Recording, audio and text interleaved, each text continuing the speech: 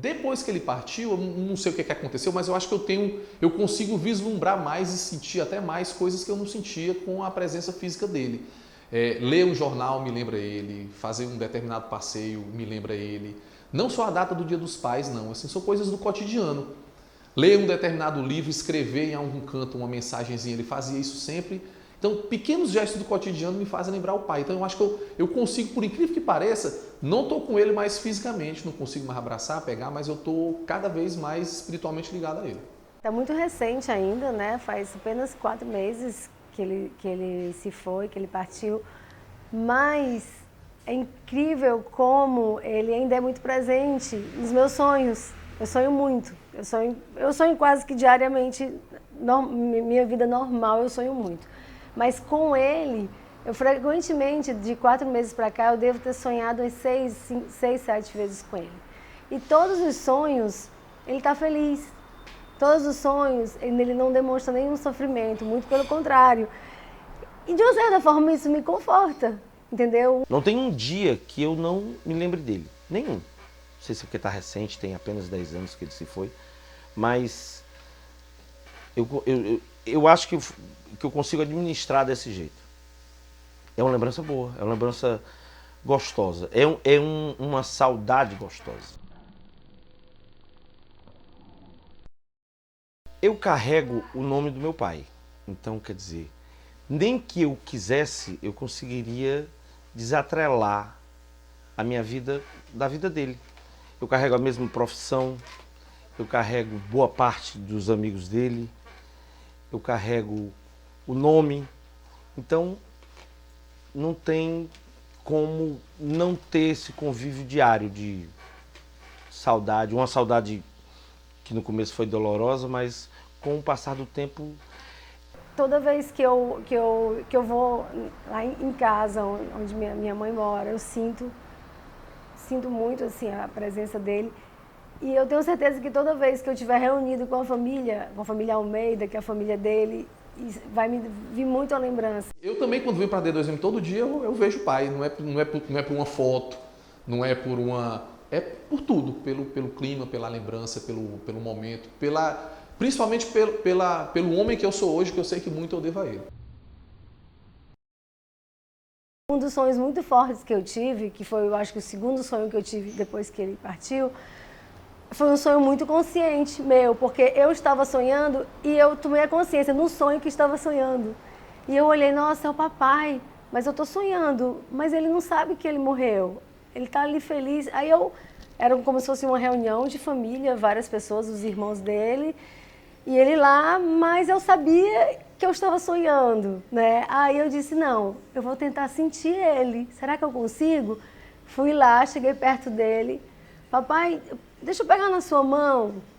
E eu senti esse toque. Então, para mim, aquilo ali foi tão forte, tão forte. Aí eu disse, o senhor está bem? Aí ele disse, tô ótimo. Por quê? Eu disse, não, o senhor quer mandar algum recado para a mamãe, para os meninos? Não, diga que está tudo bem. E a gente tem sempre aquela tendência a ter um sentimento negativo, o sentimento da perda, né? Mas eu procuro não ver isso não, porque os ensinamentos que o pai me passou, o pai era uma pessoa muito sábia. Era uma pessoa que, se ele não teve o estudo formal, ele não conseguiu terminar os estudos formais, ele era uma pessoa de uma sagacidade, de uma cultura geral e de um saber viver, assim. Ele gostava de pessoas, ele gostava de conversar com pessoas. Então, coisas do simples, de atos de cotidiano, fazem com que a memória seja uma memória saborosa, não seja uma memória sofrida, não seja uma memória... Quando eu olho para o George, que é o meu pequenininho, e aí tem uma coincidência familiar, o meu pai tinha falecido e exatamente um mês depois do falecimento dele, foi o dia que a Renata chegou com o exame para dizer que estava grávida e né, que íamos ter outro filho e tudo, e assim, aí acabou que a gente olha, eu olho para o George e fico lembrando meio que algumas coisas do tipo, será que eu vou conseguir fazer com o George algo tão carinhoso como o meu pai fez comigo? Então, essas pequenas coisas, para mim, são lembranças saborosas, são lembranças sutis, são lembranças carinhosas, mais do que lembranças tristes. O papai partilhava enquanto trabalhava, por exemplo. Por ele eu pude ver o último gol no Campo do Prado, primeiro gol no PV, primeiro gol no Castelão. E eu imagino que as coisas que eu vejo, as coisas que eu partilho, eu imagino que ele esteja vendo ali comigo. E eu procuro ter excelência nisso, pensando em mim, mas nele também. E eu acho que esse foco faz com que a dor desapareça.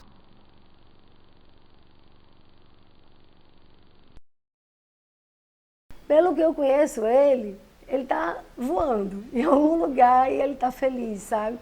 E eu acho que é isso que a gente tem que esperar da morte, assim, de como uma passagem. Eu gosto de acreditar nisso.